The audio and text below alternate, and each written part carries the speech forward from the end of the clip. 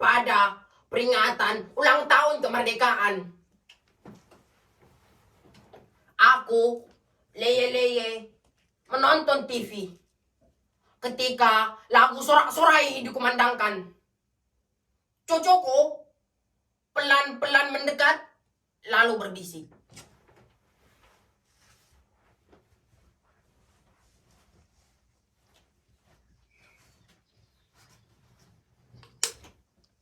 "Kek, apakah kita sudah merdeka?" "Apa?"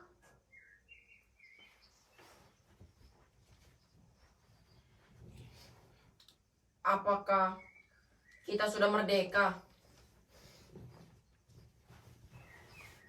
Aku mulai marah. Siapa yang menyuruhmu menanyakan itu?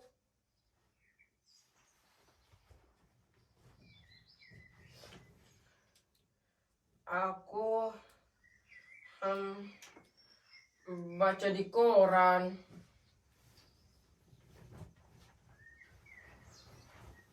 Cucuku mengeluarkan sobekan kertas koran dari sakunya, menunjukkan sebuah kepala berita.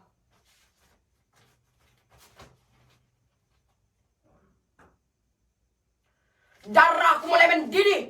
Media sekarang semuanya edan. Dagangannya semuanya sensasi. Semuanya bukan fakta.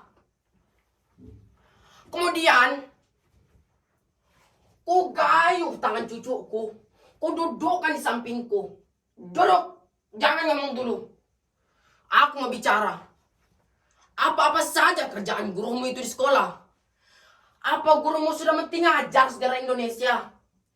Apa gurumu tidak pernah memberitahukan kepadamu bahwa pada tanggal 17 Agustus 1945 jam 11.30 di Jalan Pegangsaan Timur, Bung Karno dan Bung Hatta telah memproklamirkan kemerdekaan kita. Proklamasi kami, bangsa Indonesia, dengan ini menyatakan kemerdekaan Indonesia. Hal-hal yang mengenai pemindahan kekuasaan dan lain-lain diselenggarakan dengan cara saksama dan dalam tempo yang sesingkat-singkatnya. Jakarta, 17 Agustus 1945, atas nama bangsa Indonesia. Soekarno-Hatta." Nah, sejak itu kita sudah merdeka.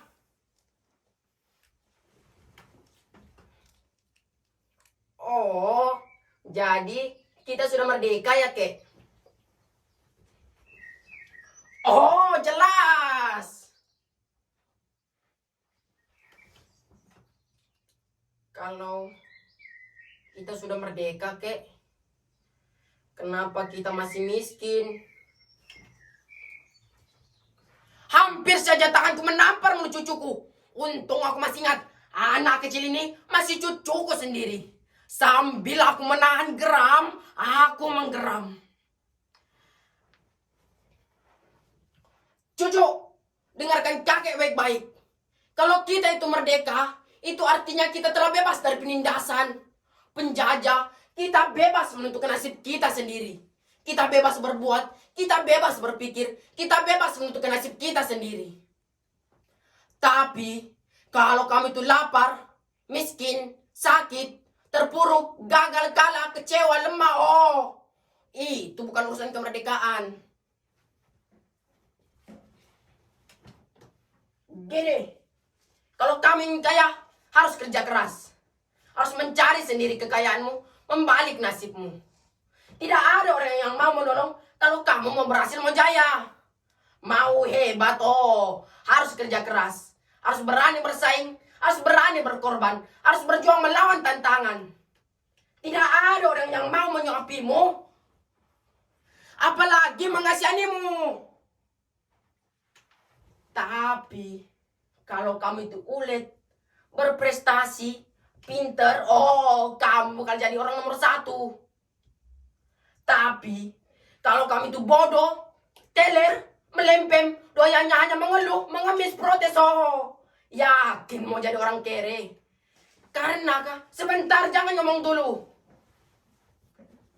Karena kalau kita merdeka, harus bisa mempergunakan kebebasan yang telah diberi kemerdekaan.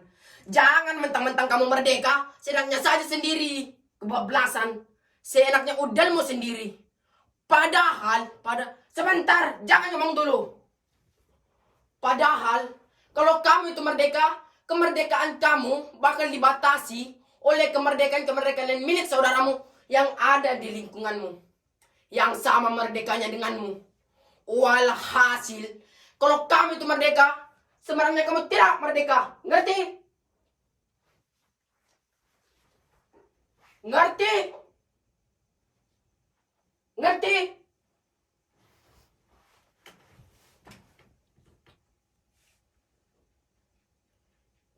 Tidak.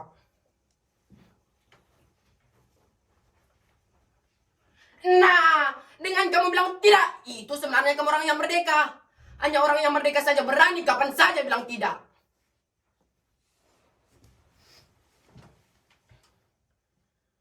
Di layar televisi, Sang Saka telah dikerek, diiringi lagu Indonesia Raya. Aku merinding, aku terlempar ke masa revolusi.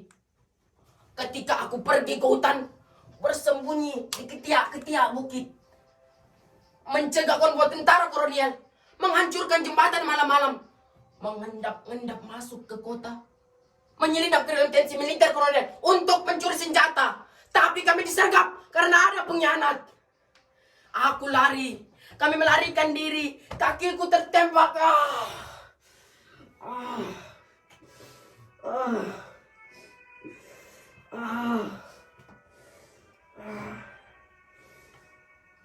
Kami jatuh ke dalam sumur tua.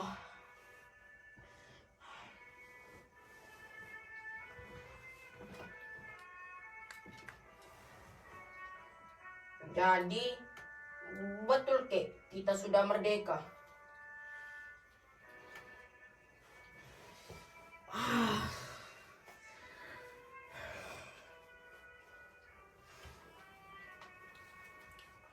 Sang Saka telah naik ke puncak agung perkasa.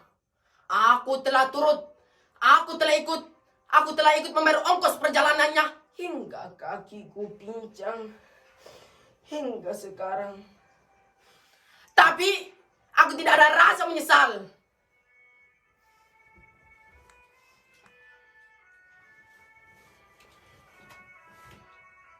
Jadi, betul kita sudah merdeka. Pada masa kemerdekaan, kuletakkan senjataku, ku kembali ke sawah. Hidupku tenang pada sampai satu saat aku difitnah, mengatakan aku pengkhianat yang waktu dulu kami semua disergap. Aku diperkarakan 5 tahun di dalam penjara. Akhirnya aku sadar, orang yang menfitnahku itulah pengkhianat sebenarnya. Aku bebas dari penjara, aku cari dia di kota. Tapi dia telah menjadi pejabat yang cintai masyarakat. Dia tahu aku mau datang, dia suruh orang memberangusku.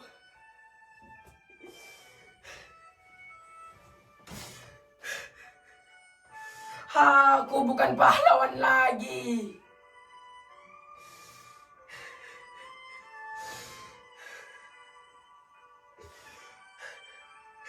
Aku hanya orang biasa yang mencintai keluarga aku.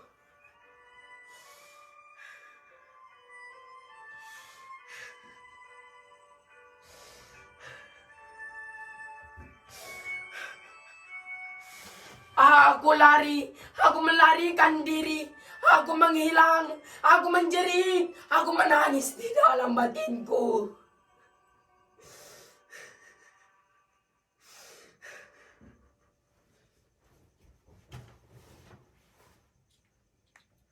Jadi, kalau betul kayak kita sudah merdeka, kenapa kakek menangis?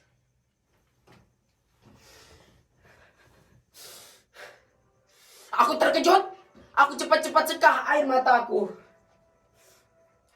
Kemudian, ku gayuh tangan cucuku, ku tutup mulut cucuku. Cucu, kakek menangis karena kita sudah merdeka. Hanya orang yang merdeka saja berani menangis kapan saja ia ingin menangis.